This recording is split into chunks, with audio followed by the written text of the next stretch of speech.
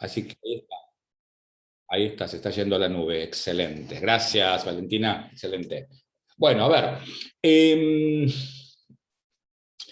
Consejo de Europa, seguramente esto ya lo charlamos, pero para rememorar un poco, se conforma en virtud de todo el trabajo que se hizo en Europa, en grupos básicamente políticos y académicos, para fortalecer, para resolver las cuestiones sociales y políticas, básicamente, ¿no? Como lo habíamos nosotros asemejado a competencias soberanas, ¿se acuerdan? Y habíamos dicho, estas son manifestaciones soberanas, la jurisdictio, entonces intenta resolverse claramente sobre la base de esta creación, ¿no? El Consejo de Europa.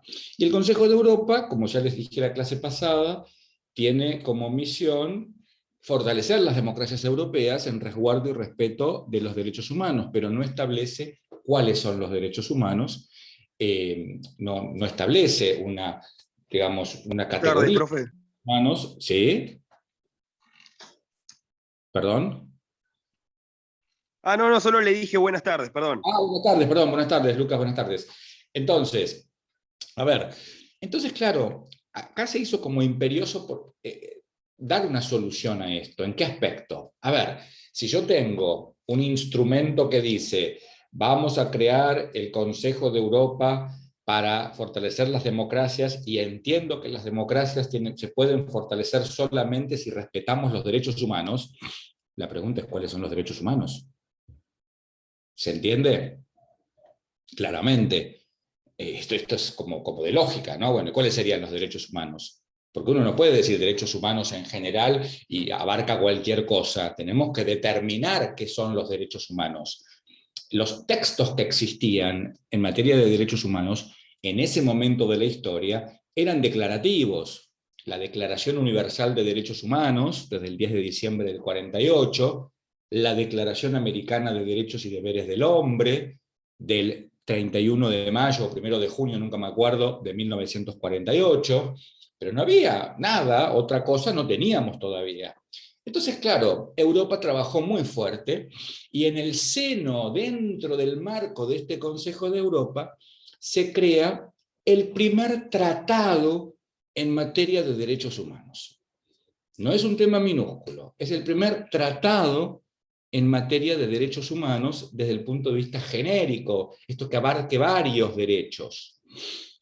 En este sentido, se creó, se abrió la firma el 3 de septiembre de 1950, ¿sí? El Tratado de Roma, ¿sí? Del 50, así conocido, que no es nada más ni nada menos que la Convención Europea de Derechos Humanos, que tiene un nombre más largo, más pomposo, pero ahora en este momento no me importa tanto. ¿Estamos bien hasta acá? Cuando nosotros intentamos abordar un tratado de derechos humanos, abordarlo en el sentido de interpretar cómo estudiarlo y cómo entenderlo. Esto se los voy a contar a ustedes nada más porque son secretos que me guardo, pero con ustedes los voy a compartir. Todo tratado de derechos humanos siempre va a tener dos ejes que son básicos. Si no, se genera un manto de dudas si está efectivamente bien logrado. El primero, la enumeración de los derechos. ¿Está bien? ¿Cuáles, según este tratado, son los derechos humanos? Y el segundo eje va a ser los mecanismos de control que prevé. Porque ustedes no olviden que esto que estamos hablando, la Convención Europea de Derechos Humanos, ¿qué implica, Franco Nicolás García? ¿Qué implica esto? Hola. Perdón, usted dijo, el segundo son los mecanismos. Claro, mecanismos de protección. Y ahora vamos a ver, Jerónimo, a qué nos referimos. ¿De acuerdo? Muy bien. A ver, Franco. ¿En qué sentido, profe? A ver, yo te digo, vos tenés derechos por un lado y mecanismos de control por el otro. ¿De qué estamos hablando en definitiva cuando hablamos de un tratado de derechos humanos? De la obligación de respetarlos. Ok, eso está muy bonito desde el punto de vista genérico, pero en particular, mi amigo Franco, estamos hablando de que los estados asumen obligaciones internacionales que implican derechos internacionales para los individuos. ¿Está bien ahora? A ver, vos decís... Bueno, pero entonces no solo sería respetarlos. Claro, está genial, pero O sea, respetar... también sería llevar a cabo todas las herramientas o llevar a cabo todo lo que esté a su alcance para cumplir esos tratados. Va más allá de solamente respetarlos. Los tengo que garantizar, los tengo que custodiar, tengo que hacer todo lo necesario para que efectivamente esos derechos sean gozados. ¿Entienden esto? Por eso, en doctrina calificada, ¿qué podemos decir? Citando doctrina calificada. Che, un tratado de derechos humanos implica que los estados asumen obligaciones internacionales que la doble cara son los derechos internacionales de los individuos. ¿Está bien? A ver, el artículo 2 de la Convención Europea de Derechos Humanos establece el derecho a la vida. ¿Está bien? Es uno de los derechos proclamados. Por ejemplo, esto significa que si hay afectación al derecho a la vida, las personas pueden, cuya afectación se trata, pueden reclamar a nivel internacional. ¿Está bien lo que digo? ¿Entienden todos esto? Por eso yo estoy hablando, intento hacerlo con la mayor claridad que me es posible, ¿sí?, sobre derechos internacionales propios de los individuos y lo comparo con obligaciones internacionales propias de los estados. Los estados están obligados y los individuos tienen la posibilidad de ejercitar esos derechos internacionales. ¿Va bien hasta acá? ¿Todos? Claro, por eso todos los tratados tienen la parte de mecanismos, si no, ¿cómo se hacen efectivos? Exacto, por eso aparecen los mecanismos. Si no tengo los mecanismos, entonces, ¿qué hace el individuo sin mecanismos de control? ¿Vamos bien? Pero entonces cada derecho internacional del individuo supone, a su vez, una obligación internacional de cada Estado. Claramente, muy bien. Esa es la contracara, digamos. Claramente, porque, a ver, si yo te digo, Jerónimo, está muy bien la pregunta, yo te digo, artículo 6, garantías judiciales, por ejemplo. Es una obligación que vos como Estado asumiste. Entonces vos como Estado tenés que elaborar un plexo jurídico del derecho interno que se adapte a las garantías judiciales que te obligaste a custodiar. ¿Está bien? Y yo como individuo, si vos, Estado, no cumplís, entonces ¿qué voy a hacer? Voy a acudir a la instancia internacional. Ahora vamos a ver cómo, pero voy a acudir. Para decir, che, Jerónimo, no cumpliste vos. Y que te sancionen eventualmente. ¿Vamos bien ahora? Perfecto, sí, gracias. ¿Todos entienden? Muy bien, entonces avanzamos.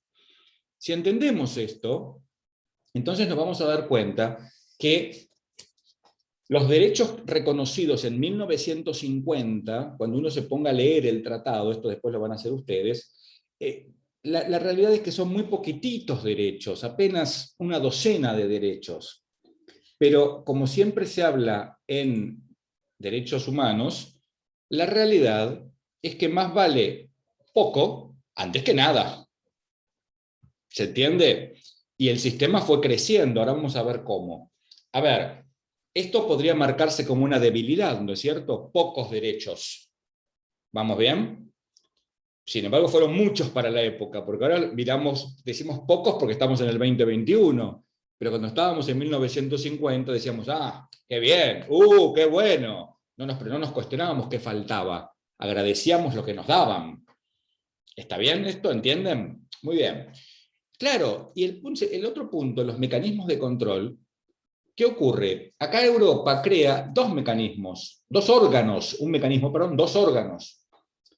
Comisión Europea de Derechos Humanos y Corte Europea de Derechos Humanos. A ver, ¿escucharon bien? Corte, una corte internacional.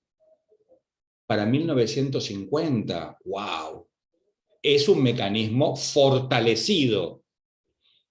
Por ende, fue un sistema que funcionó y funciona muy bien, porque ya arrancó con la existencia de una corte, que ahora vamos a ver qué puede hacer la corte y demás, por supuesto, ¿no? Todavía ustedes no tienen por qué saberlo. ¿Estamos bien? ¿Hasta acá todos? ¿Sí? Muy bien. Ustedes saben, Ramiro Caro, ¿estás? Sí, estoy en viaje, pero estoy. Pero estás, eso es lo importante, estar. Yo te hago una pregunta, yo te digo esta frase: el derecho internacional de los derechos humanos es subsidiario. ¿Y vos qué me contestás? ¿Qué te viene a la mente con esa frase? ¿Me podés repetir de vuelta? El derecho internacional de los derechos humanos es subsidiario. Es subsidiario. Entonces, ¿vos qué me preguntás o qué me decís? Creo, no quiero expresarme mal, pero creo que no. ¿No? No, sí es subsidiario, sí se aplica subsidiariamente. ¿O no? Entonces, ¿es subsidiario o no es subsidiario? Sí es subsidiario. Es subsidiario. Ok, Brian Cairo. ¿Subsidiario de qué? Y entiendo, o sea, siguiendo la misma sintonía, que es subsidiario de aplicar primero, o sea, el derecho interno en el propio Estado. Brian, no esperaba menos. Muy bien, excelente. Claro. A ver, por esto hay un requisito de admisibilidad propio de todos los sistemas de protección, que es casualmente agotar las vías de jurisdicción interna. Primero tengo que agotar las vías de jurisdicción interna para luego poder acudir al derecho internacional de los derechos humanos. Si no agoté las vías de jurisdicción interna, no puedo acudir al derecho internacional de los derechos humanos. Esto es propio de los sistemas y es particular de la Convención Europea, que también lo tiene como principio. Franco. Perdón, profe, es un requisito de admisibilidad de los mecanismos de control Es uno de los requisitos de admisibilidad del sistema. Ahora vamos a ir en del profundidad. sistema. Okay. Franco, pregunta: ¿ese principio de admisibilidad es absoluto o relativo? Yo supongo que como todo en el derecho debe ser relativo. Ok, muy bien. Y ahora para Franco, el otro Franco, Alberti, perdón. Sí. La respuesta es sí, es correcto, es relativo. ¿Y dónde se da la o cuándo cede el principio? Según tu sano criterio.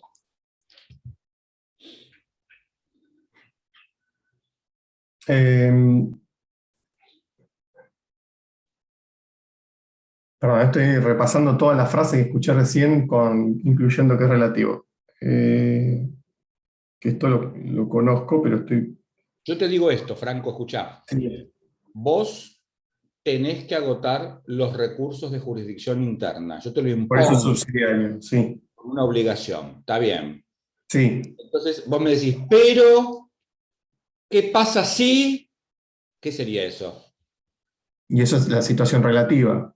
Bueno, sería la excepción. ¿Y dónde Y yo puedo tener una situación de amparo directamente hacia una corte internacional, por ejemplo. ¿Nos referimos a eso, que antes de agotar lo interno? Pero ¿en qué situación quedaríamos eximidos de agotar los recursos de jurisdicción interna? Cuando no te la garantiza el propio Estado. Exacto. Claro, muy bien, Carla estaba ahí, que se salía de la vaina por decirlo. Muy bien, Brian, excelente. Claro. A ver, cuando no tenés recursos de jurisdicción interna, porque hay estado de sitio, lo que fuera, o porque los recursos que existen no son lo suficientemente idóneos, entonces podés acudir directamente a la instancia internacional. Pero esta es la excepción, no es la regla. La regla es que tenés que agotar todos los, vamos a decirlo así, requisitos de jurisdicción interna. Está mal dicho. Tenés que agotar todas las instancias de jurisdicción interna. Ahí está bien dicho. ¿Vamos bien todos? Excelente. Entonces, avancemos en esta cuestión.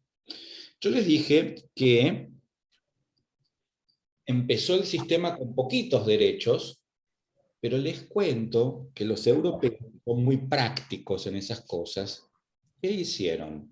Generaron un mecanismo para poder agregar derechos, ¿sí? Y para modificar los mecanismos de control. Y esto se hizo y se hace a través de los llamados protocolos. ¿Sí? Germán, ¿sabés qué es un protocolo en relación a un tratado?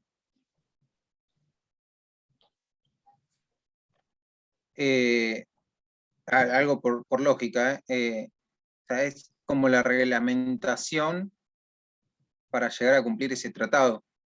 Ok, bueno, vamos a decir que me cayó bien la respuesta. Está expresada raro, pero vamos a decirlo de esta manera, mi amigo Germán. No está mal lo que estás diciendo, ¿eh? Lo cierto es que lo importante que quiero que ustedes tomen de esto es que no puede existir el protocolo si no existe el tratado. Sin embargo, puede existir un tratado que no tenga protocolos. O sea, el protocolo es el accesorio del tratado. Exactamente, bien, Rodrigo. El protocolo es Perdón, profe, ¿puedo hacer una pregunta? Claro, ¿cómo no? Bueno, el protocolo de San Salvador, por ejemplo, eso, digamos, se desprende de la Convención de Derechos Humanos, no, pero es el de Derechos Económicos, Sociales y Culturales. El protocolo de San Salvador de 1988 es un protocolo tal cual, adicionado y es relativo a los derechos económicos, sociales y culturales, y es un protocolo de la Convención Americana sobre Derechos Humanos, exactamente. ¿Sí? Esto en el ámbito de... entendí. ¿Sí? Perfecto. Profe, Entonces, ¿el protocolo no le da un poco la eficacia al tratado? O sea, ¿no quedaría medio en abstracto un tratado sin protocolo? ¿O no necesariamente? No necesariamente. A ver, la convención, el caso que trajo Lucas a escena del protocolo de San Salvador sobre los derechos económicos, sociales y culturales, en realidad le da amplitud a la convención, porque la Convención Americana sobre Derechos Humanos solamente en el artículo 26 te habla de los derechos económicos, sociales y culturales.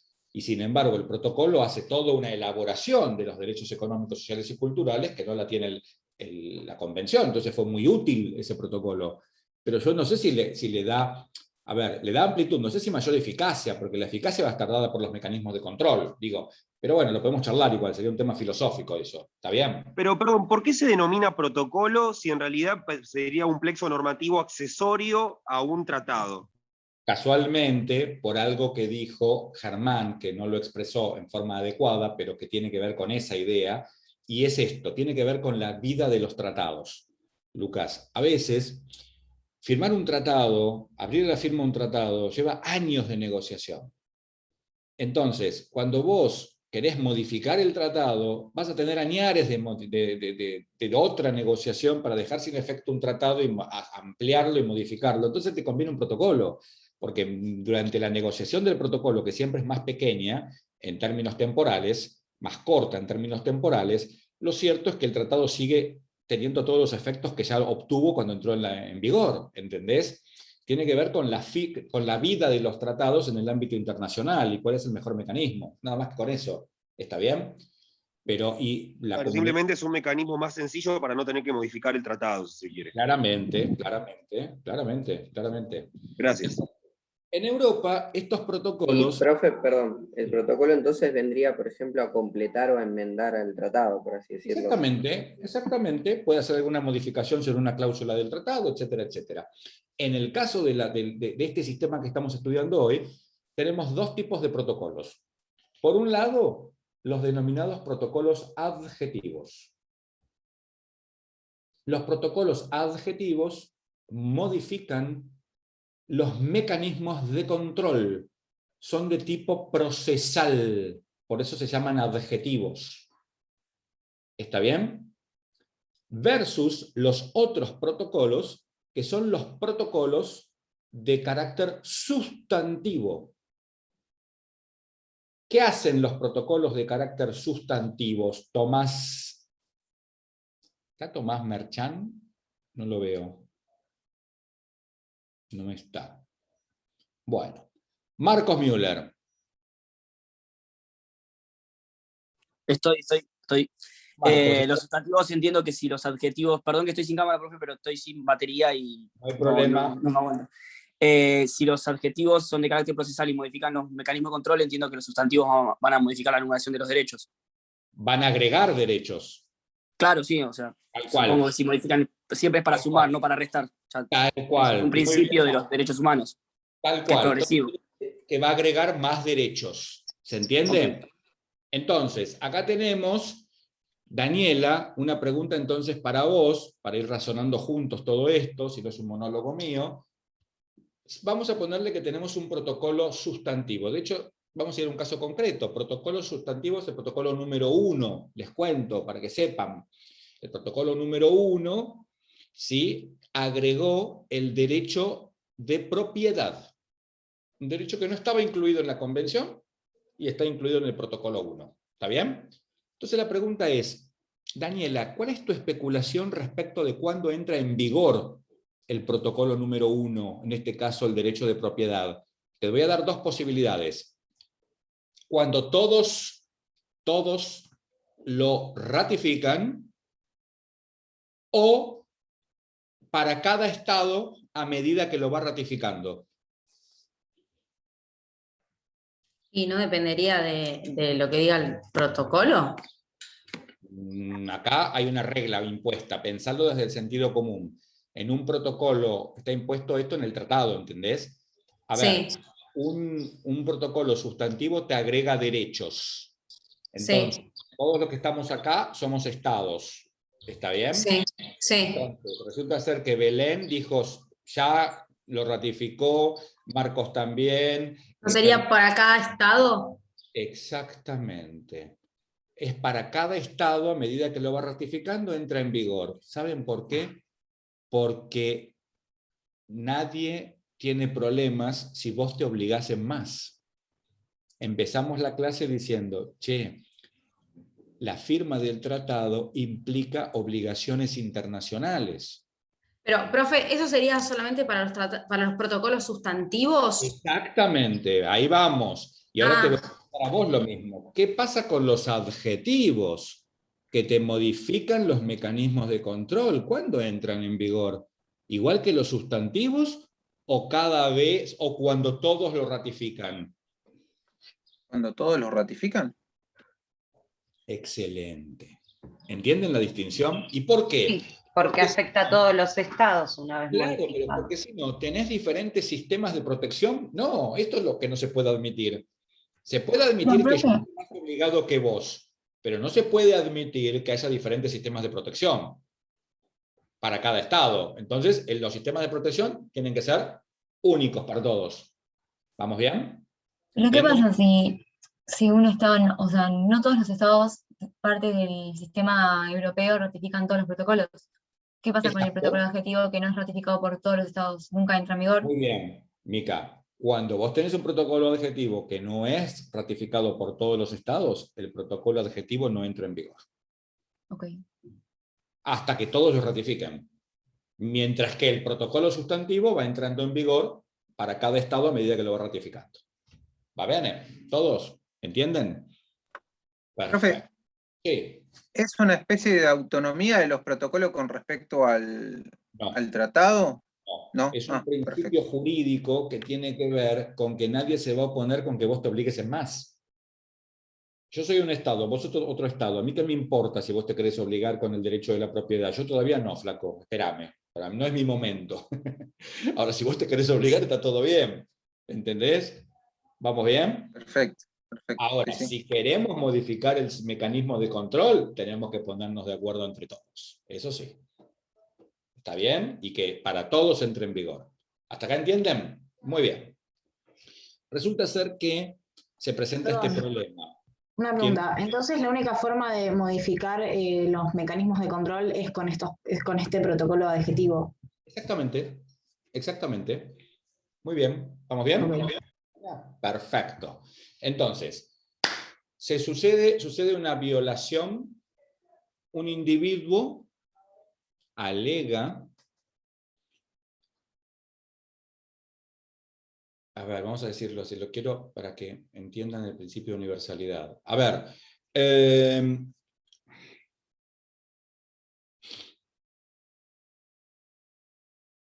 Rodrigo Arencibia. Sí, perdón, acá sé qué pasa. ¿Qué nacionalidad tenés vos? Argentina. Solamente Argentina. Sí. Muy bien. Este aquí, que vos estás en España y estás paseando, estás estudiando, lo que sea, y sentís que en ese espacio temporal que estuviste en España, se cometió alguna suerte de violación a X derecho del reconocido en el pacto, no importa ahora, en la convención, no importa cuál. ¿Sí? Entonces vos vas a un abogado, que es Santiago Rojo, y Santiago te dice, no, pero vos no podés reclamar en el sistema europeo porque sos argentino. ¿Vos considerás que Santiago está bien formado o mal formado si te da esa respuesta? Y para mí mal, porque lo que importa no es la nacionalidad, sino el lugar donde ocurrió el hecho. Exactamente, que jamás Santiago te diría tamaña cosa porque está muy bien formado. Esto es un cambio mío que yo estoy haciendo para llegar a través del ridículo, a una Pero eso ya lo dice la Constitución Nacional, todos tienen los mismos derechos. Más allá de que hubiese pasado en Europa, pero me imagino que sería lo mismo, rige el lugar donde sucedió el hecho. Universalidad, ¿sí? Entonces, la protección del sistema es para todas las personas que están en territorios de los estados que son partes de este sistema. No importa su nacionalidad. ¿Estamos bien hasta acá? Muy bien. Entonces vos tenés un problema, seguimos con vos, Rodrigo, ¿eh? ¿Y vos qué tenés que hacer entonces? Y primero voy a buscar asesoramiento jurídico. Muy bien. Y el asesoramiento jurídico te va a decir que tenés que hacer qué cosa, que lo dijimos hace un ratito nomás. ¿Respecto de qué? Para poder avanzar hacia la instancia internacional, ¿qué tenés que hacer? Agotar la vía interna. Agotar los recursos de jurisdicción interna. Vos tenés que demostrar, vos tenés que llegar a tener la última notificación que te marque que se acabó la instancia del derecho español. En el caso es lo mismo que el derecho administrativo acá. En el caso de España, tiene que ver con la sentencia de la Corte Constitucional. El concepto es similar porque al derecho administrativo en el sentido de que vos tenés que agotar las vías del derecho administrativo a efectos de poder acudir a la instancia judicial. ¿Está bien? Entonces, esto es algo similar, si querés hacer el símil, te lo tomo, ¿está bien? Entonces, tenés que agotar las vías de jurisdicción interna. ¿Qué ocurre acá? Tenés un plazo. Desde que te notificaste, tenés 6 meses para poder acudir a la instancia internacional. Si no se acude dentro de ese término, caduca la instancia internacional. ¿Estamos de acuerdo hasta acá? Es decir, que hay que hacerlo dentro de los 6 meses. Muy bien. Tercer requisito. ¿A dónde vas? ¿A dónde te presentás?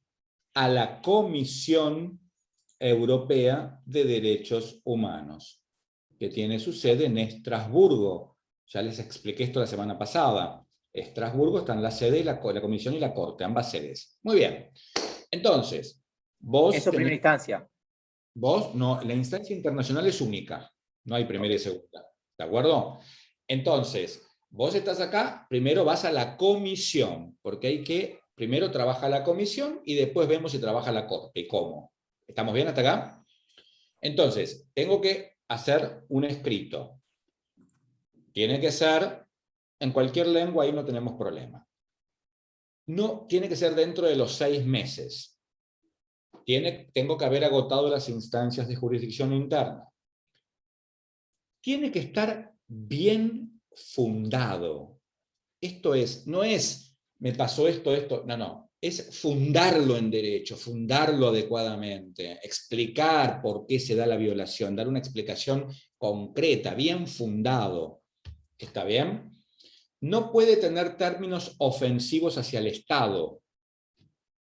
¿Sí? Y un requisito... ¿Pero eso no es obvio? No, lamentablemente, ojalá, te puedo demostrar denuncias hechas ante la Comisión Interamericana de Derechos Humanos que el lenguaje utilizado es tremendo, así que no es tan obvio. Europa te lo rechaza directamente. En ese sentido son más tradicionalistas. ¿Está bien? No, yo pensé que era una cuestión obvia, no puedes usar lenguaje violento. Si me acuerdo, les voy a mostrar que lo tengo que buscar, por eso digo si me acuerdo, una demanda presentada por un abogado que, defendiéndose en un caso laboral de un empleado que le había hecho juicio, que decía, porque la rata pestosa que se presenta como actor, y así era toda la demanda, por supuesto terminó en el Tribunal de Disciplina del Colegio de Abogados, lo sancionaron, bueno, en fin. Pero también te puedo mostrar una sentencia de un juez laboral, esa que estudiamos en análisis ético, que el tipo se dedicó a relatar toda su vivencia futbolística en términos inapropiados para una sentencia judicial. Pero bueno, digo, hay de todo. Entonces, el lenguaje en Europa es muy importante, entonces es un requisito y lo establece la Convención. ¿Está bien? Entonces, sigamos. Y algo muy importante también, que es un requisito, en Europa, ahora voy Micaela, solamente puede presentar la denuncia, la comunicación, la petición, la víctima directa. En el caso de que esté fallecida, que sea violación al artículo 2, sus causavientes. ¿Está bien? No es como en América, que es amplio. En Europa solamente la víctima directa. ¿Vamos bien hasta acá todos? Vamos con Micaela y después con Jerónimo. Mica.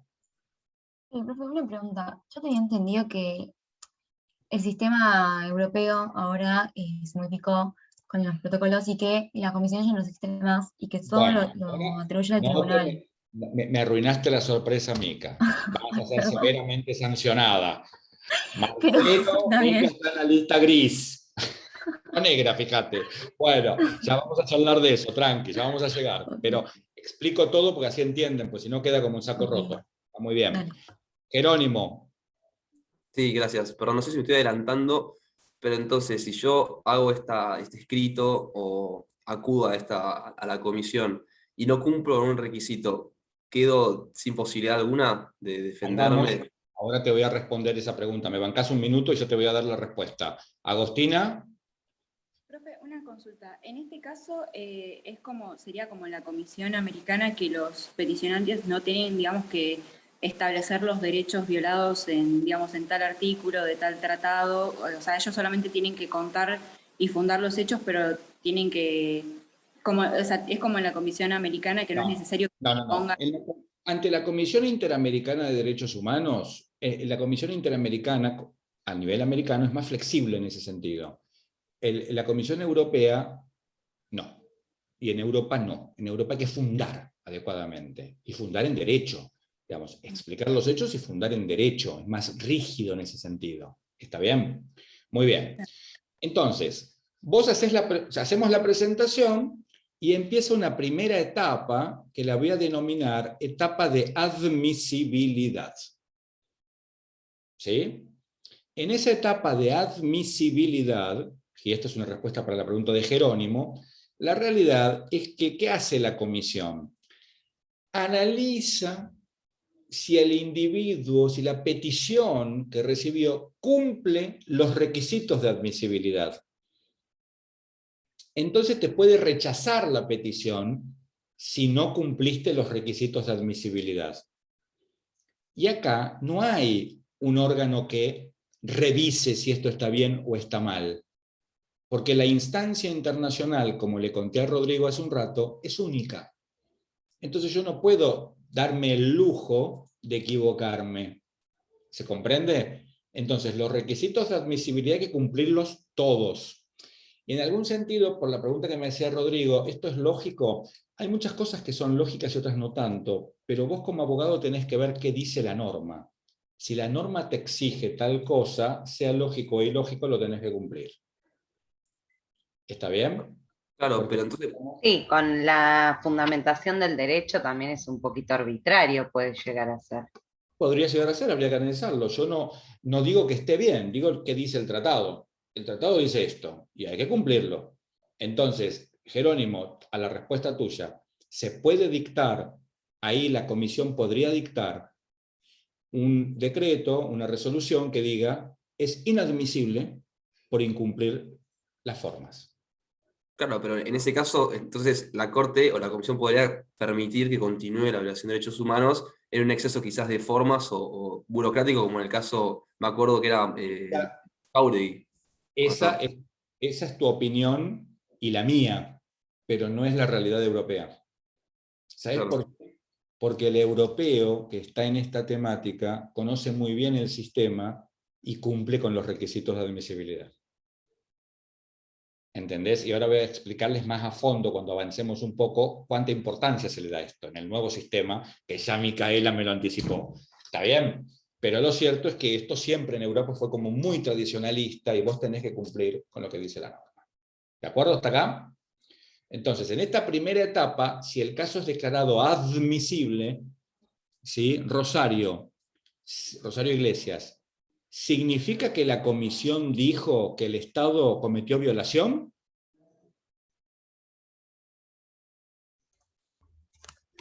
No. No, simplemente que el individuo cumplió con los requisitos de admisibilidad. ¿Entienden esto? Esto es muy importante, ¿eh?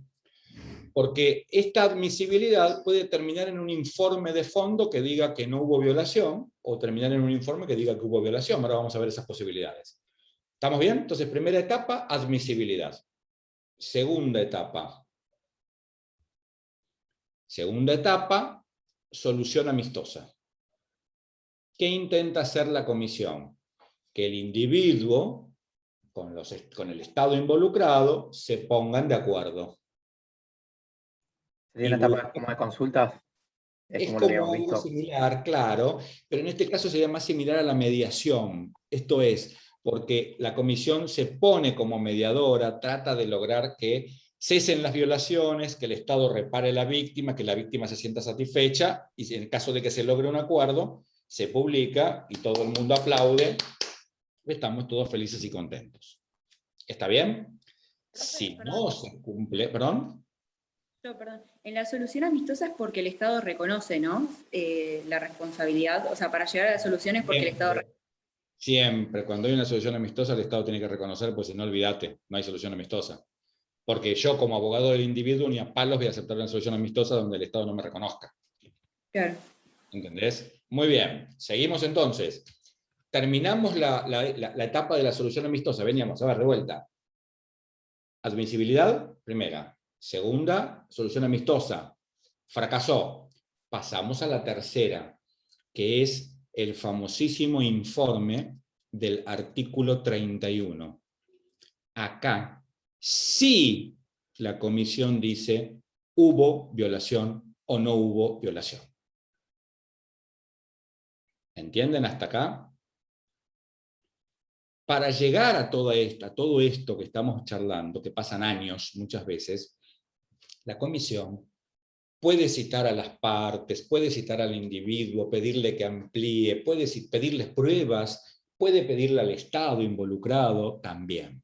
Porque recuerden que este sistema admite peticiones, así se llaman, peticiones de individuos contra Estados, de grupos de individuos contra Estados o de Estados contra Estados. En Europa se dio mucho Estados contra Estados, no así en América. En América también se admite lo mismo, pero en América el siglo XXI encontró recién denuncias de Estados contra Estados. El siglo XX no tuvo ninguna. Europa estuvo llena. ¿Estamos bien hasta acá? Entonces, estamos en el informe del 31. ¿Qué es lo peor que le puede pasar al denunciante? Que la comisión diga, acá no hubo violación. La comisión dice, acá no hubo violación, y el caso se archiva, se guarda, se terminó la historia, no hubo violación. ¿No tiene potestad de apelar ni nada? A llorar a la Catedral de Estrasburgo, que es muy bonita, para llorar está linda, y se acabó la historia. No se puede apelar, porque esto no es una instancia, es instancia única, todo el aspecto internacional. ¿Vamos bien? ¿Hasta acá todos? ¿Entienden? Muy bien. Entonces, claro, ¿Qué pasa después? Vamos a poner el caso de que efectivamente la comisión dijo, acá hubo violación. Y acá, a prestar mucha atención, porque acá se empieza a dificultar la cosa. Bien. Si el caso es de un individuo contra un Estado, ¿sí? La comisión, ¿qué hace? Puede emitir recomendaciones al Estado. Esto es en el informe, va con recomendaciones. Haga esto, haga lo otro, haga lo otro, haga lo otro. Pero tiene un plazo de 3 meses para llevar el caso a la Corte. Déjenlo eso congelado en el freezer 1 minuto. ¿Sí? Individuo, la comisión lleva el caso a la Corte. Después les voy a explicar por qué, cuándo y cómo, pero hasta que déjenlo ahí para no confundirse. ¿Está bien? Ahora vamos a pensar que no lo quiere llevar a la Corte, porque es decisión de la comisión. ¿Qué hace ahí la comisión? Se queda con el famoso follow-up. El follow-up, en inglés, es el seguimiento del cumplimiento de las recomendaciones. ¿Se entiende? Entonces empieza a hinchar al Estado para que cumpla las recomendaciones. ¿Vamos bien? Esto si se trata de un individuo. No, profe, no entiendo lo primero. O sea, si ya antes la comisión le va a dar recomendaciones al Estado. Vamos de vuelta. Sale el informe del 31, ¿sí? Sí. El informe del 31 dijo, acá hubo violación.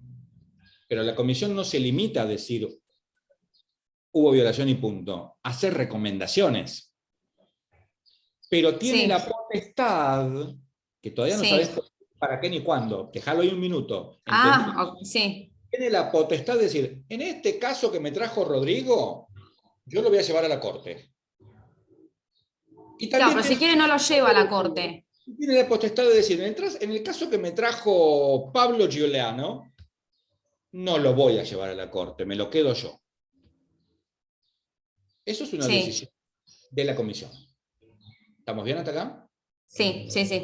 Ahora después vamos a ver por qué, cuándo, cómo, es otro tema. Perdón, y si decide llevarlo tiene 3 meses, ¿no? Claro, muy bien. ¿Qué pasa si se trata de un caso de Estado contra Estado? Profe, perdón, me perdí yo también en una parte, no entendí. ¿En qué parte te perdiste, Belén? Cuando dice, si no lo quiere llevar a la Corte, la comisión hace el follow-up. ¿Por qué no querría llevarlo a la Corte? O sea, no sabemos todavía. No te perdiste, pero lo vimos. No los mareo, te cambio todo así nomás. Por eso estoy haciendo esta metodología. Profe, esto es si hubo violación, porque si no hubo, lo archiva. Por supuesto, si no hubo, lo archiva. Esto sí hubo violación. ¿Estamos bien hasta acá todos? Cuando se trata de un Estado contra otro Estado, simpáticamente, el Estado puede llevar su caso a la Corte sin que la comisión lo haga. ¿Se entiende? Y si no lo lleva ninguno de los 2 estados, queda en la comisión el follow-up. ¿Está bien? Pero noten ustedes la diferencia. Cuando se trata de un individuo, lo tiene que llevar la comisión. Si quiere, si le place. Pero un Estado puede llevarlo el propio Estado a la Corte. El actor o el demandante. Es decir, en el caso de los individuos no habría una segunda instancia o alguien más que pueda reverlo. No, segunda instancia no. No digamos términos que nos llevan a la confusión. No hay doble instancia. ¿De acuerdo? No hay doble instancia. No se confundan. Esto es simplemente la misma instancia que prosigue. ¿Está bien? ¿Entienden esto? Muy bien. No, ahora, profe, perdón, me quedé un poquito en el de Estado versus Estado. Sería que hay un informe de la comisión que dice que hubo una violación de un Estado. Geraldine, partí de esta base. Para que se dé lo que estamos hablando, sí o sí tiene que haber el informe del 31 de la comisión, tanto para individuos como para Estados. La única diferencia es que si los Estados es Estado contra Estado, el Estado puede llevar el caso a la Corte y el individuo no. A pesar de las recomendaciones que hizo la comisión. A pesar de todo, al individuo se lo tiene que llevar la comisión. Perfecto, gracias. No, pero esto es muy importante que lo entiendan. ¿Sí? ¿Todos entienden hasta acá? Muy bien, muy bien. Pero, profe, perdón, si ninguno de los dos estados lo lleva a la corte el caso, la comisión hace recomendaciones. No, perdón, estás confundida en esto, Daniela. La comisión hace las recomendaciones en el informe del artículo 31. Cuando dice que hubo violación, hace las recomendaciones. No importa si la corte. Listo.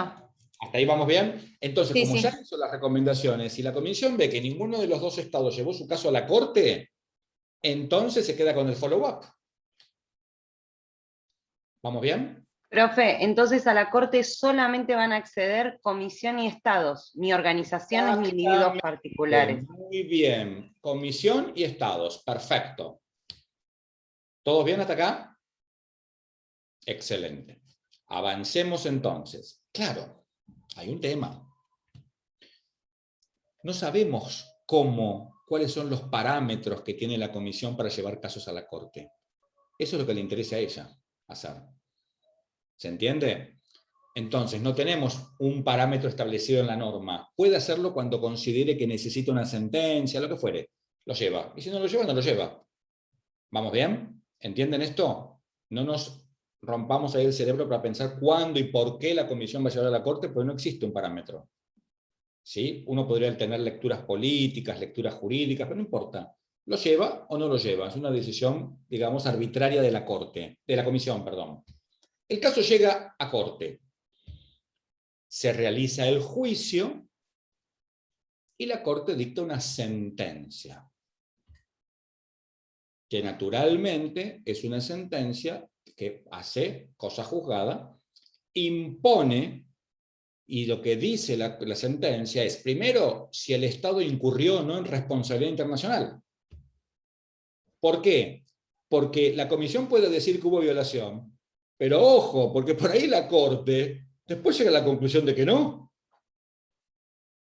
Por eso hay que ver si lo lleva. Atención, ahí van teniendo algún elemento para pensar. ¿Está bien? Ha pasado. Entonces, lo concreto es que la corte, cuando dicta la sentencia, en un caso o el otro, no importa, ¿qué hace? Decide si hubo o no responsabilidad internacional y aparte se expide sobre las reparaciones. Dice si el Estado le tiene que pagar dinero o una forma de reparar a las víctimas. ¿Va bien? ¿Entienden hasta acá todo? Muy bien. ¿Qué pasa si el Estado no cumple con la sentencia de la Corte o las recomendaciones de la Comisión? El caso se lo derivamos al Comité de Ministros. ¿Se acuerdan el órgano principal del sistema? Que había 3, Secretaría General,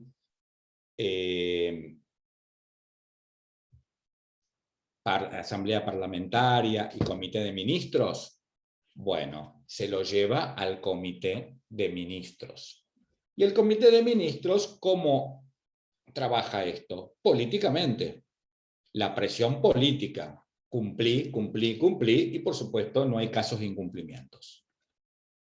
¿Está bien? Pero, profe, ¿puede volver un poquito atrás? ¿Qué pasa cuando la Corte dicta la sentencia? Ahí me quedé antes del Comité de Ministros.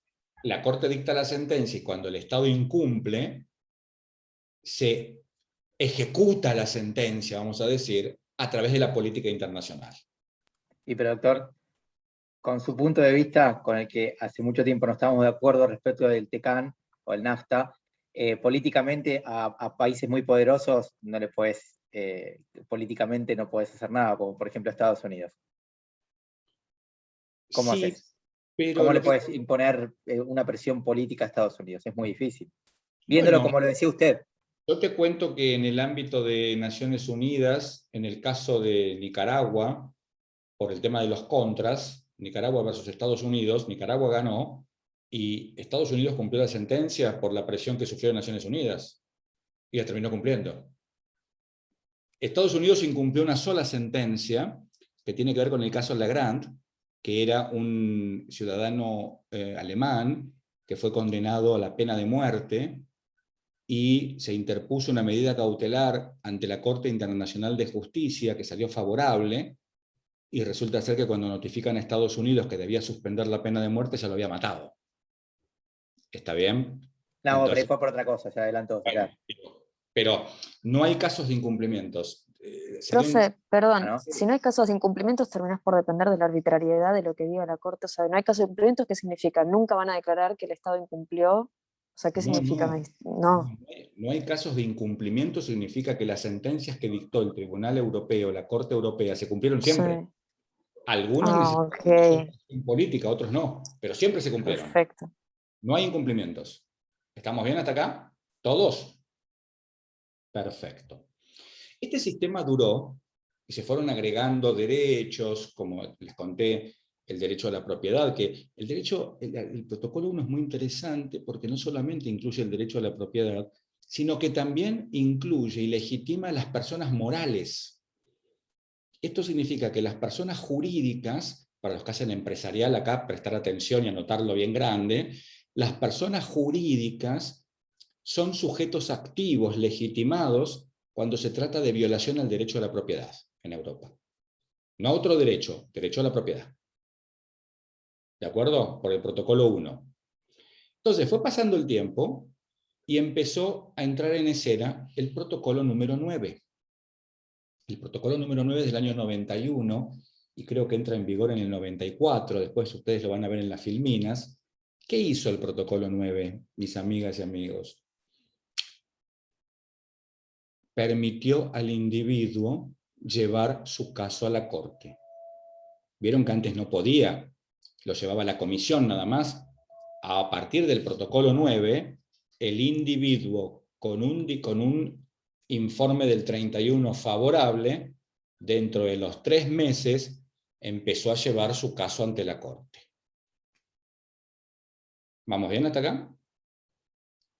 Este protocolo, Josefina Ugarte, número 9, desde tu punto de vista, ¿es adjetivo o es sustantivo? Y es sustantivo porque le da un derecho al individuo de llevarlo ante la corte. No, lo lamento, no. Modifica el procedimiento, José. Es adjetivo. ¿De acuerdo? Presta atención, porque ahí está modificando el procedimiento. El individuo no podía llevar el caso a la corte porque el procedimiento no se lo permitía. Se modifica y ahora el individuo puede en virtud del 9. ¿Está bien? ¿Hasta acá vamos bien? ¿Entendieron todos el sistema? ¿Cómo funciona? ¿Alguna duda? Sí, en ese caso no se puede decir que también quizás son los dos, porque modifica el mecanismo y también le da derecho al individuo de acudir a la corte. No, porque el derecho ya lo tenía, nada más que a través de la Claro. comisión. Muy bien, estimado Jerónimo, en la vida jurídica o algo es adjetivo o algo es sustantivo. No existe la posibilidad que sea un poco y un poco. A lo sumo podrá ser que una norma de fondo te establezca normas procedimentales, como ocurre, por ejemplo, en el Código Civil y Comercial de la Nación. Pero no es la naturaleza de la norma esa. O es de fondo o es de forma. Como la ley de quiebras, por ejemplo. La ley de quiebras es un caso interesante. Porque la ley de quiebras es una ley de fondo que está plagada de normas procesales. En muchas jurisdicciones esas normas procesales van en contra de la norma procesal local. Es un drama. Pero bueno, es lo que no tiene que pasar. O tiene que ser de forma o de fondo. ¿De acuerdo? ¿Sí? Claro. Sí, sí, sí. Muy bien, perfecto entonces. Avancemos. ¿Alguna otra duda respecto del sistema tan bonito que estamos viendo? Ninguna. ¿Entendieron todos? Franco, Alberti, ¿entendiste? Sí. Pablo, Giuliano. Octavio, que no lo veo. Mi amigo Octavio, ¿está? Acá, acabo de llegar a casa, lo voy a tener que escuchar de Bueno. vuelta, escuché muy por la mitad. Bueno, tranquilo. Maximiliano, Caporalini, ¿entendió, amigo? Bueno.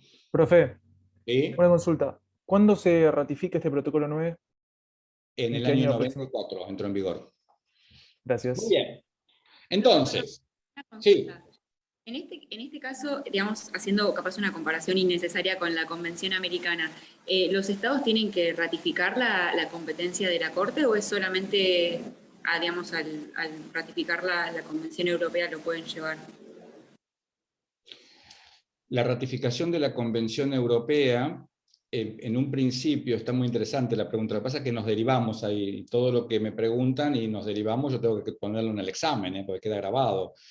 Para los estados es automática y tienen que reconocer la de los individuos, a diferencia de lo que ocurre en la interamericana, pero esto después se modifica, y ahora vamos a ir a la modificación y ahí lo vemos en conjunto, ¿vale? Muy bien, entonces, tal como lo adelantó Micaela Cagnoli, se ha puesto en la lista negra por esto, no en la gris, dije, este sistema no existe más. Las caras que ponen me encantan, pero estas caras me encantan. Pues dicen, ¿para qué O sea, todo lo que vimos hasta recién ya no existe, profe. no existe más? Ah. Lo oculta a través del barbijo, pero debe tener una bronca. También dice, ¿para qué nos explicó todo esto? Y vienen todos los adjetivos, los epítetos, que yo no voy a repetir, por supuesto, jamás. Pero la realidad es que esto es una herramienta didáctica, y ahora van a entender por qué. Entró en vigor el 2 de noviembre, o el 3, no me acuerdo, no importa. En noviembre del 1998 entró en vigor el protocolo número 11.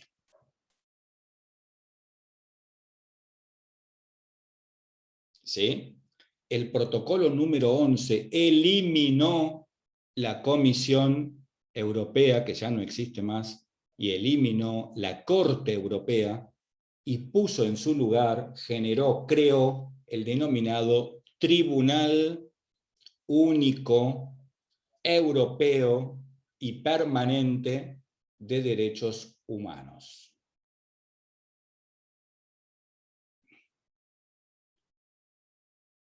¿Dónde, Gonzalo Baleae, te parece que quedó radicado este tribunal? ¿Dónde tiene su sede, Gonzalo?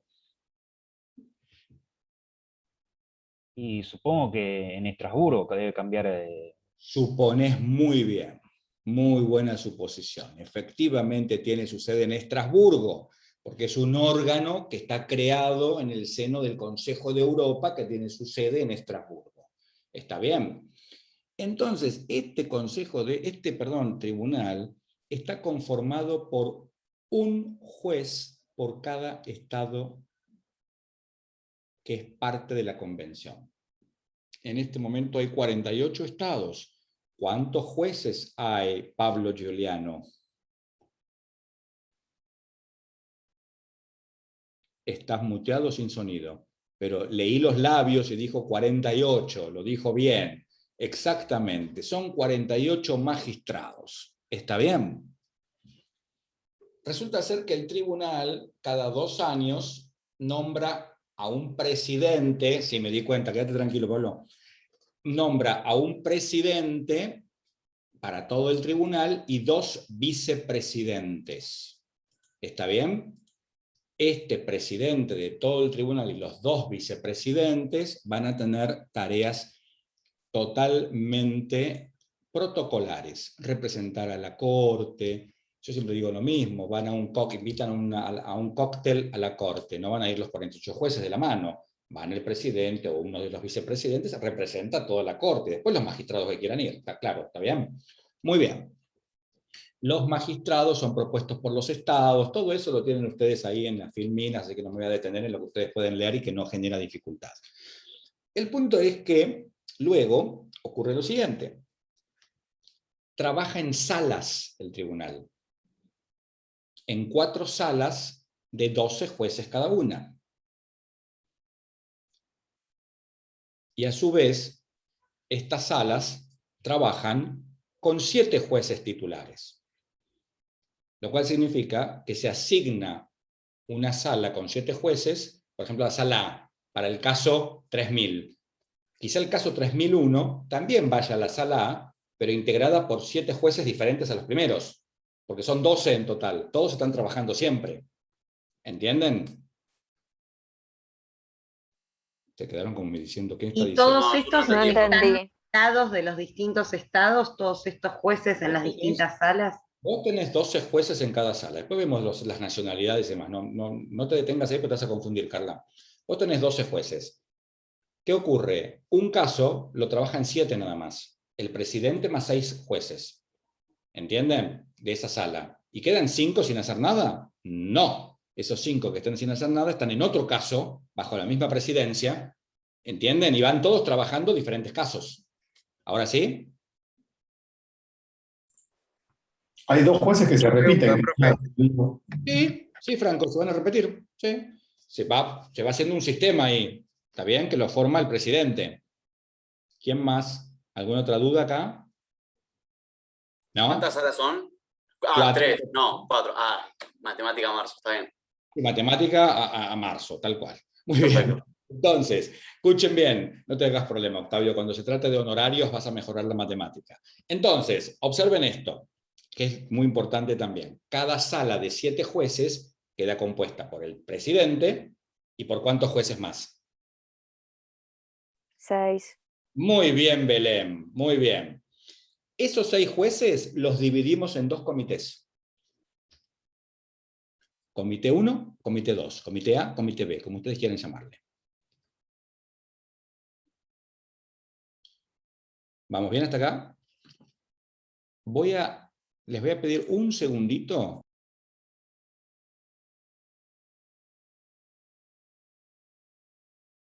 Profe, se muteó. Se muteó, profe. Sí, porque creo que pidió un segundito.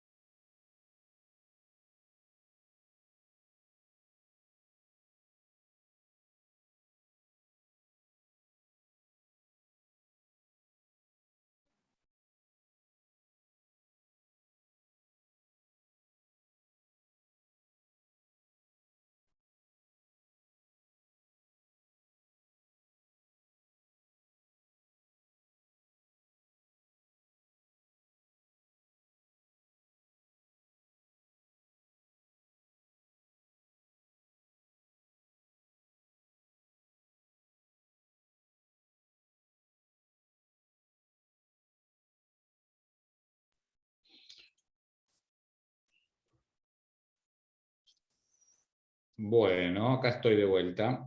Les pido disculpas, pero me sonaba el teléfono y es una persona que está detenida, entonces no quería dejar de atenderla, le expliqué que estoy dando clase, me va a llamar en media hora, así que estamos bien. Bueno, entonces, ¿vamos bien hasta acá? Vamos a ponerle entonces que nuevamente vamos a graficar el caso con nuestro amigo Rodrigo, que era el violentado en sus derechos humanos. Entonces, en esta oportunidad, Rodrigo va a pasar a ser un lituano que habla uno de los tantos dialectos lituanos, y se presenta a la corte, se presenta al tribunal, lo atiende el secretario, que es Daniela, es la secretaria. Claro, y Daniela no entiende nada del lituano. Daniela es una francesa que habla francés perfectamente, habla inglés y habla italiano, ella también, y español, pero lituano no sabe nada. Entonces, ¿qué hago acá? Pues bien, el sistema prevé como una etapa previa, si se quiere, si la quieren llamar, que es un grupo de más o menos 200 personas en el cual hay traductores, intérpretes, especialistas de los regímenes jurídicos de cada uno de los derechos internos de los 48 estados. En definitiva, hay todo un grupo de gente que está para ayudar al individuo.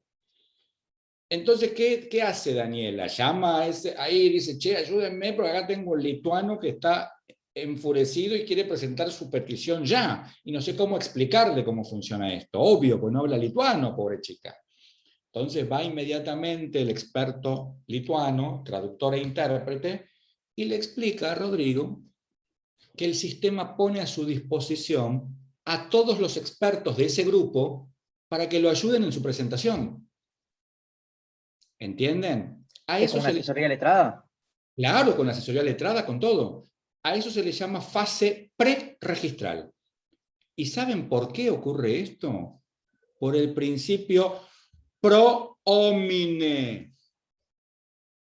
¿Entienden? porque si no sería un sistema para millonarios, para ricos. Y lo cierto es que no es esta la idea. La idea es que todos tengan el mismo nivel de acceso. Perdón, profe, etapa Pre-registral. registral. Entonces, Una pregunta que no me acuerdo. ¿Pro hominem qué significaba? el principio pro homine, que está todo, es decir, En favor del hombre, pero es... estamos sí. primero, previamente está el hombre. Ok. En favor del hombre. ¿Se entiende? Entonces, este principio es el que genera esto. Y dice, che, bueno, entonces, ¿qué hace? Viene el lituano y le dice a Rodrigo, el lituano, por supuesto, que yo no lo voy a imitar porque no podría hacerlo, le dice, che, a vos te conviene, che no dice, pues sos muy argentino, ¿no? Pero bueno, a vos te conviene que vayamos a charlar y pensar si agotaste las jurisdicciones, si agotaste todas las vías, si cumplís con todos los requisitos, para eso estamos nosotros, para ayudarte. Pero resulta ser que Rodrigo es medio cabezón. Entonces Rodrigo dice, yo quiero presentar mi petición ya. Bueno, el principio pro homine tiene sus límites. Ahí se puede ayudar a quien quiere ser ayudado, no todo el mundo. Si el individuo insiste, pese a que se le explicó en presentar su petición, pues entonces se la registra y sale de la fase preregistral. Pero si Rodrigo es astuto y más humilde y dice, a ver, y acude a la ayuda, le van a brindar la ayuda y va a presentar una petición con todos los requisitos que exige el tribunal, que son los mismos que antes. Y una vez que agota todo eso, vuelve al tribunal con una buena presentación dentro de los 6 meses, con todos los requisitos bien cumplidos. Y empieza la fase registral. ¿Vamos bien hasta acá? ¿Todos? Muy bien. La fase registral comienza con ¿qué hace el presidente de la sala que toca? El secretario sortea y tocó la sala A. El presidente de la sala A es Santiago Rojo. Ahí está el señor presidente. ¿Qué hace Santiago? Designa un juez ponente. ¿De dónde sale el juez ponente? De los 6 magistrados que tiene en la sala, que formó para ese caso. ¿Está bien? Designa un juez ponente, Santiago. ¿Quién va a ser el juez ponente? ¿O la jueza ponente? Santiago Nahuel, se llama igual que yo. Santiago Nahuel. ¿Dónde está Santiago Nahuel? Perdón, te enchufé. De Santiago nos tenemos que ayudar. Claro. Esto por llamarte igual que yo. Bueno, ahí. Escucha, entonces Santiago Nahuel Mazara es el juez ponente. ¿Qué hace Santiago? Santiago es uno de los 6 jueces. Pertenece al comité A, junto a Germán y junto a Brian. Está bien que son los jueces. Pero el único que va a estudiar el caso de ese comité va a ser Santiago Nahuel. ¿Sí? ¿Qué va a hacer Santiago? Va a leer el caso, puede llamar al individuo, puede llamar al Estado, puede pedir pruebas. Santiago tiene amplias facultades de instrucción. ¿Está bien? ¿Hasta acá me siguen todos? ¿Está aquí? Profe, una cosa, si desapareció la comisión, ¿quién analiza los requisitos de Acá admisibilidad? estamos, ahí déjame Perdón. llegar, no sean ansiosas, chicas. Bueno, entonces... Antes de seguir, ¿cómo sería formalmente? ¿Sería reclamo? Porque demandan Es una petición. Se llama ok. petición. Entonces, ¿qué hace el juez ponente? Inicia la etapa de la admisibilidad. ¿Está bien? Entonces, ¿qué va a hacer acá Santiago? Va a decir, che, a ver, quiero saber esto, quiero saber lo otro, tengo esta duda, a ver, tráiganme esto, tráiganme lo otro, elabora un informe. Y el trabajo de Santiago termina en eso, en ser un relator, un juez relator del caso. No da ninguna opinión, relata y le manda todo al comité B, a los 3 jueces del otro comité. ¿Todos me siguen hasta acá? Perdón, profe, ya estamos dentro de la etapa de admisibilidad, ¿no? Cuando pase todo esto. Esta es la etapa de admisibilidad, tal cual. Ok, perfecto. Entonces le manda al otro comité. Y el comité tiene que decidir si el caso es admisible. ¿Estamos bien? Estamos hablando de una petición individual. Acá el peticionante es Rodrigo. Perdón, profesor, ¿pero terminan participando los 12 jueces así? Nunca. Vos tenés, yo soy el presidente. Solo 3 uso, no uso a todo el comité. Claro, tal cual. Vos tenés 3 por un lado y 3 por el otro. El comité A y el comité B. Santiago está en el comité A. El comité B no sabe nada del caso. Sabe que lo tiene asignado, sabe un número nomás. ¿Vamos bien? Y después recibe el relato de Santiago. Esos 3 jueces deciden sobre la admisibilidad. Vale, los segundos, el segundo comité decide. Claro, Ah, ok. no, el primero no, el segundo. Para que nadie tenga preconceptos ni nada, el segundo. O sea, el juez relator del primer comité le cuenta al otro, le dice, y esos tres jueces del otro comité son los que deciden. ¿Es así? Digámoslo así, no es que le cuenta así tipo un chisme, sino que le pasa un informe, ¿no? Como corresponde. Ok. Se labra la actuación del juez ponente, obviamente. ¿Estamos bien? ¿Todos? Una pregunta. Sí, Germán.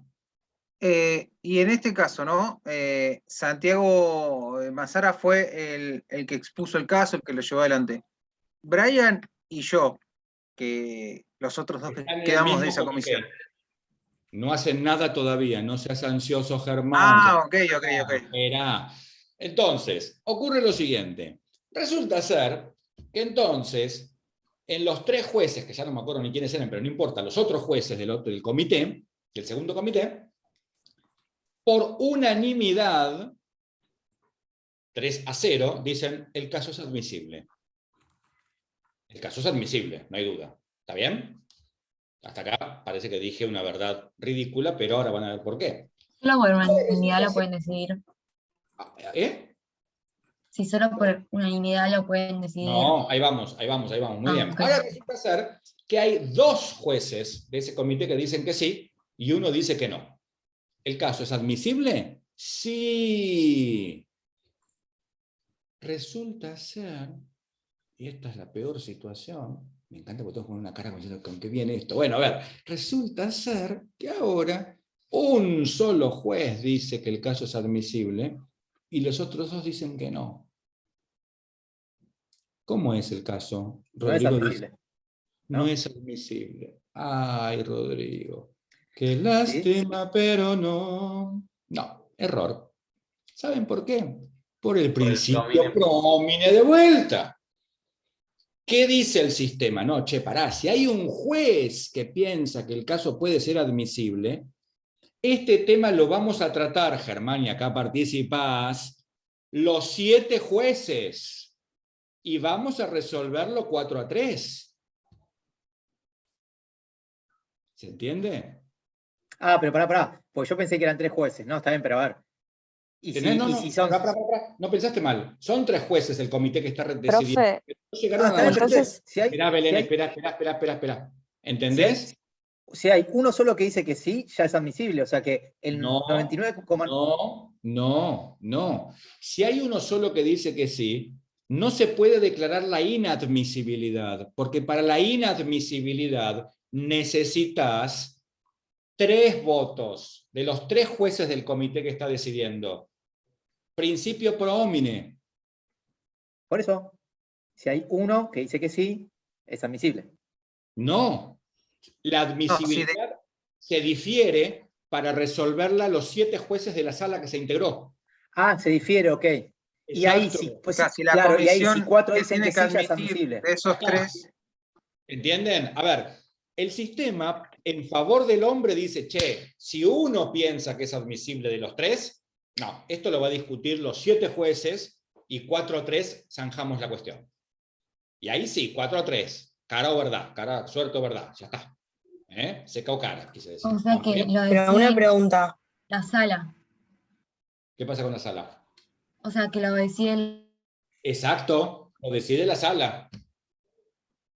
¿Está bien, Micaela? o sea, ¿se integran los 2 comités para decidir? Los 2 comités más el presidente, porque los 2 comités son 6. Ok. Y el presidente 7. 4-3. ¿Vamos bien ahora? ¿Entendiste, Germán, por qué te decía que esperes? Porque Sí, aparte, sí, sí. imagínate que una sala maneja por año y 5.000 y 7.000 casos. Entonces estás laburando siempre, no te das problema. ¿Estamos? Entonces, hasta No, acá pero vamos.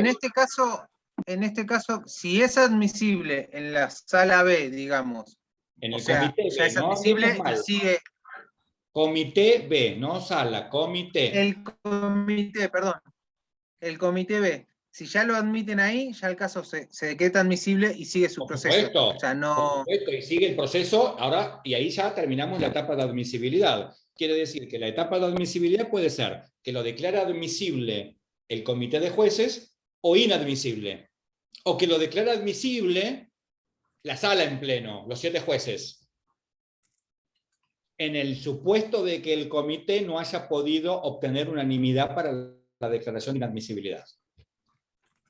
¿Está Perdón, bien? dijimos los 2 comités son una sala, ¿no? Los 2 comités más el presidente son la sala. Ah, perfecto, gracias. ¿Vamos bien? Perfecto. Perdón, Sí, yo tengo una duda. Porque A ver. primero habíamos dicho que la sala eran 12 y se dividía en 2 comités de 6. No. Pero después, o sea, volvimos a dividir. No, mal. Escuchá, dijimos que son 12, pero que cuando llega un caso se integra con 7. 7. El presidente es 1, quedan 6. Ahí se divide en 2 comités. Claro, por eso. ¿Ahí ¿Ahora bien? te sortea cuáles son esos 7 o cómo se elige cuáles 7 de los 12 van a...? Si te metes en eso, vas a tener más tema para estudiar. Hay un sistema para generarlo, pero déjalo ahí, no hace falta. Vos Está tenés bien, que por saber, eso. llega un caso y se conforma con 7 jueces. 1 es el presidente y 6 jueces más. Perdón, cada sala tiene un presidente nada más. Sí, un presidente nomás. Ok. Ahora sí, Profe. Brian. ¿No es el mismo que el del comité o es el mismo del comité? El presidente nunca está en los comités. Los Claro, nombres no. de los comités. Es de la sala. Ok, ahora sí. Brian. Sí, no, mi pregunta era, o sea, cuando tenemos como ese comité, después igual como que volvemos a dividir en 3 y 3 para hacer el tema de la admisibilidad. Estás confundiendo términos. Vos hablaste de ese comité y en realidad es una sala, no es un comité. Los 7 jueces son la sala.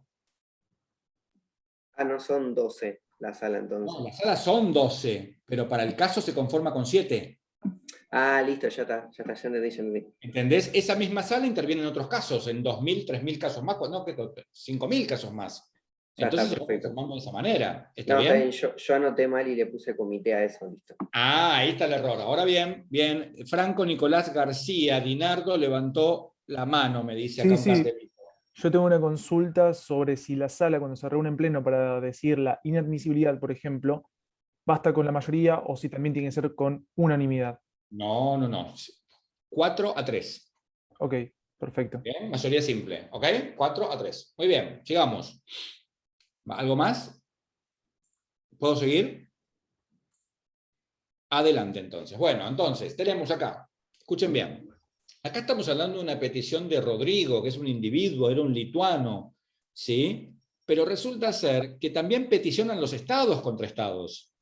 Entonces, la pregunta que yo le hago a Justina Armenault, ¿los estados te parece que tienen la etapa preregistral, la fase preregistral? Creo que no. Exacto, no, así, no rotundo, porque la fase preregistral es para el individuo, es para el hombre, ¿está bien? Los estados no tienen fase preregistral. Entonces, siguiendo este pensamiento, Agostina López, ¿estás? Sí. Te pregunto, ¿vos pensás que van a tener todo este tema de los comités o del juez ponente pasa directo a la sala para decidir la admisibilidad?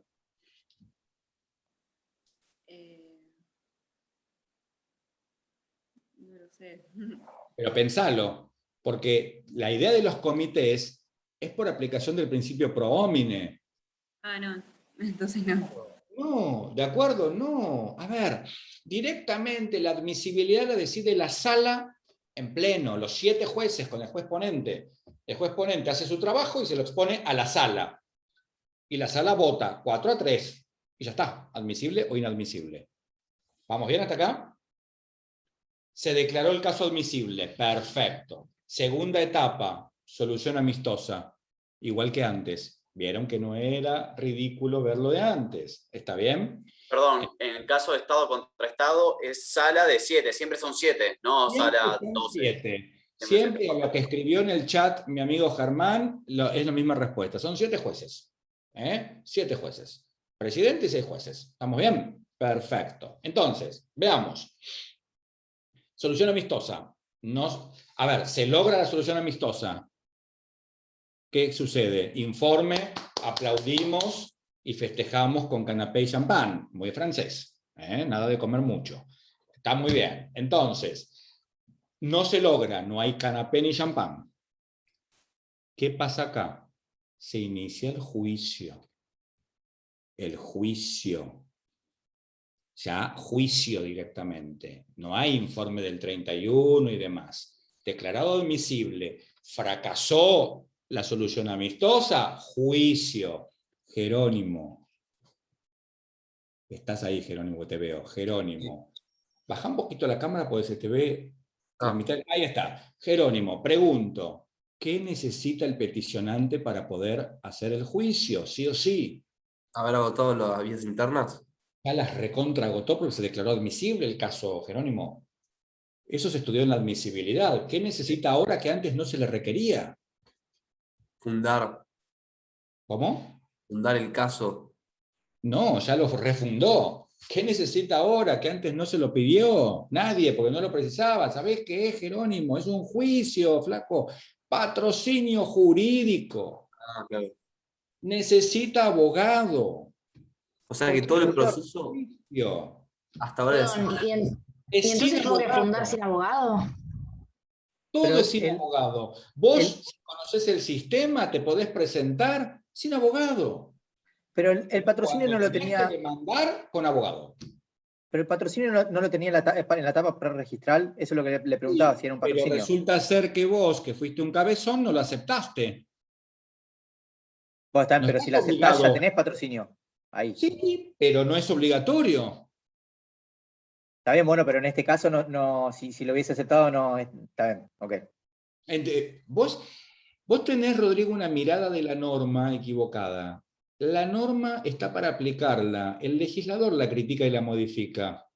Nosotros la tenemos que aplicar. No. Es que no, pensé que ya me había olvidado que no la había aceptado, pero está bien, pero entonces en la etapa preregistral ahí te dan el patrocinio. Eso le había preguntado, ¿qué? No, eso era. De hecho, a eso iba a volver y le iba a preguntar a Jerónimo, pero bueno, ahora vos ya lo modificaste, que está muy bien. No te preocupes, no te voy a poner la No, yo de ese dato.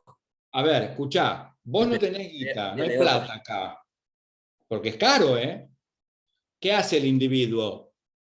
Se va nuevamente al grupo de expertos, pide un abogado y tiene un abogado que lo represente. Y lo patrocina. ¿Vamos bien hasta acá? Sí. Hace falta abogado. Indispensable el abogado para los juicios. ¿Esto se lo tiene que pagar? Perdón, ¿tiene que pagarlo el individuo? El individuo no paga nada salvo que lleve su propio abogado. Esto es propio de todos los sistemas. En la Comisión Interamericana lo mismo, el sistema interamericano es lo mismo, en África lo mismo, no se paga. Pero obviamente, si llegas a un abogado particular, vos me contratás a mí para representarte ante la Comisión Interamericana de Derechos Humanos, yo gratis no lo hago. Está bien, no soy el defensor del pueblo. ¿Vamos bien? Muy bien. Yo hacía una pregunta, y si es Estado contra Estado, el patrocinio no te lo da el grupo, ¿sí? No, por supuesto que no, pero el Estado se entiende que tiene plata para pagar su abogado, claro. Pero necesita abogado. Está bien, de hecho yo era el abogado de Argentina cuando trabajaba en la Cancillería, en los casos que me tocaban. ¿Entendés? Porque siempre tenés que tener un abogado. Bueno, ¿hasta acá todos bien? Perfecto. Resulta ser... Profe, una última. O sea que este lugar es como una defensoría, puede ser optativo y a la vez pueden guiarlo hasta llegar al juicio, pero sin constituirse como patrocinio, como para que pasen todos los requisitos de admisibilidad y se constituyen en el Lo que juicio. pasa es que a mí las analogías me preocupan un poco, las comparaciones, pues no es una defensoría. Sí, no. Nada más que está a disposición del individuo que lo elige o no. Exactamente, entonces el individuo lo elige o no lo elige. Muy bien. ¿Conocen el concepto de inhibitoria? Che, acá tengo gente que se está por recibir, así que ya me dicen el concepto de inhibitoria. A ver. Que un juez Bueno, se inhibe de hacer Cuando el un caso. juez se inhibe de entender en un proceso por motivos. Bueno, y la mesa es la mesa. Santiago. Bueno, se inhibe por motivos, quizás si conoce al peticionante podría ser. ¿Pero Si qué tiene alguna significa inhibirse, chicos? Porque me están explicando... Que no puede seguir tramitando, digamos, No, la no va a causa. conocer la causa. Después habrá motivos. ¿No puede o no quiere? Porque pierde la objetividad. Pero eso tiene que ver con la excusación, no con la inhibición. ¿Es una cuestión de competencia? ¿Es una cuestión de competencia? Ahora te transformo yo en pregunta. ¿Es una cuestión de Bueno, ¿Para qué la hice? es una cuestión de competencia, claramente. La inhibitoria implica que... Ustedes saben que hay un principio procesal, mis estimados amigos y amigas, que dice que cada juez es juez de su propia competencia. En consecuencia, yo como juez me puedo inhibir en tal caso para que lo entienda otro juez. Esto significa que yo me estoy sacando el tema de encima y se lo mando a otro juez. Después el otro juez lo tiene que aceptar, por supuesto, mi inhibitoria. ¿Está bien? ¿Entienden? Sí, yo también me tengo que retirar, pero gracias, Ramiro. A ver, recuérdenme que nos quedamos con la inhibitoria para el martes, y antes que se vayan todos, avisos parroquiales. Jueves a las 20 horas, clase de repaso. Alumnos que no tienen que dar examen recuperatorio, los voy a extrañar mucho, pero nos vemos el martes que viene, no el viernes. Las pautas para el viernes para el examen. Hago el examen, que va a tener 4 preguntas, se lo mando a Marcelo, me quedo, y yo lo voy a corregir en el acto, así que tenemos que trabajar con dinamismo para que se lleven la nota en el acto y sepamos todos cómo termina el día. ¿De acuerdo? ¿Sí? Los 4 chicos que tienen un trabajo especial, práctico, sobre jerarquía de normas, yo ya lo voy a preparar hoy, entre hoy y mañana se los voy a mandar al WhatsApp, así repasan, y ya están publicados los temas de las orientaciones que hicimos. Supe que Ariela estuvo trabajando, pero no recibió mucha info de quien tenía que brindársela. Tampoco importa a mí, pero sí importa que respondan, chicos, las preguntas, porque así se puede hacer la cosa más ágil. Ella está formando un grupo de penal, así que cuando se conforme ese grupo voy a dar una nueva consigna para ese grupo de la orientación penal. ¿Estamos? ¿Y qué más? Ahí está. Ahí Profe, perdón, dijo el jueves a las 20 el repaso. El jueves a las 20 vamos a hacer clase de repaso, que también la vamos a grabar, ¿sí? Y ahí vamos a contestar todas las preguntas. ¿Vas a poder estar, Marce, el jueves a las 20 o voy a estar solo? No, el jueves a las 20 va a ser imposible. Va a ser imposible. Bueno, voy a estar yo solo. Después Pero la subo esa misma noche, eso seguro. La subís, dale, excelente. Sí. Y los temas ya están en el campus, ¿no? De las orientaciones. Los mandamos al mensaje privado, pero creo que sí, creo que lo subí. Ahora me fijo. Haceme la gauchada, así me quedo tranqui. Creo que Bueno, falta el empresarial, puede ser. ¿Cómo? El de empresarial no sé si se subió al final. Me estoy fijando ahora igual. No me acuerdo si lo pasé por el WhatsApp o lo subí al campus. En uno de los dos lados está. Marce, Bueno. ¿puedo preguntar si hubo otra persona de laboral? Porque somos un compañero y yo nada más. No, hubo un grupo que me mandó ya el listado de personas. Se los pido si me lo pueden mandar por mail cuando armen el grupo, que me es más fácil que el WhatsApp porque después me pierdo. Si ¿De me lo mandan por laboral? mail, yo hasta no. Todos los grupos. Si me lo mandan por mail, como quedaron mejor. Porque en el mail, hasta que no lo paso, no lo destildo. Entonces es como que me garantizo que está.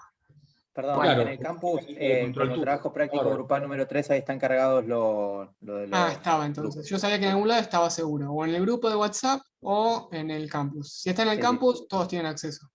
Perdón, entonces, ¿el viernes no hay clases para los que no tienen que rendir recuperatorio? Exactamente. No tienen clases los que no tienen que rendir recuperatorio. Porque siempre damos clases, pero son tantos alumnos para el recuperatorio que no, es imposible. Aparte quiero corregirles en el acto, entregarles la nota en el acto, así se quedan todos tranquilos. Y bueno, y yo también me quedo tranquilo de que no tengo trabajo pendiente con esta comisión. ¿Ok? ¿Alguna otra cosa, niños, niñas? Perdón, no estoy viendo la consigna empresarial en el PDF ni en el grupo, ¿puede ser? Salvo que esté todo dentro de lo que es Grupo de Derecho Económico y Tributario, no vi el empresarial. Me parece que... no me acuerdo yo.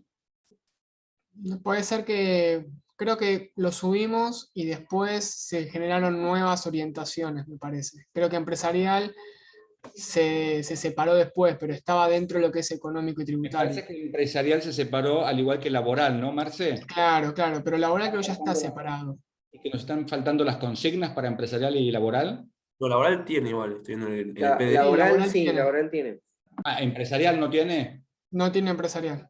Bueno, las voy a hacer hoy, se las voy a mandar a Marce y así él las sube y tenemos coherencia en la entrega del material, básicamente. Yo lo agrego nuevamente al que está subido como 3, bajo el 3 anterior y subo este 3 para que esté todo en una sola hoja. Ahí está, perfecto. Muchas gracias. Perfecto. Bueno, ¿qué más, chicos? Bueno, seguimos el martes que viene con la clase. ¿Están de acuerdo? Listo. Dale, gracias, buenas tardes. Muchas gracias. Profe, nos vemos. Chao a todos.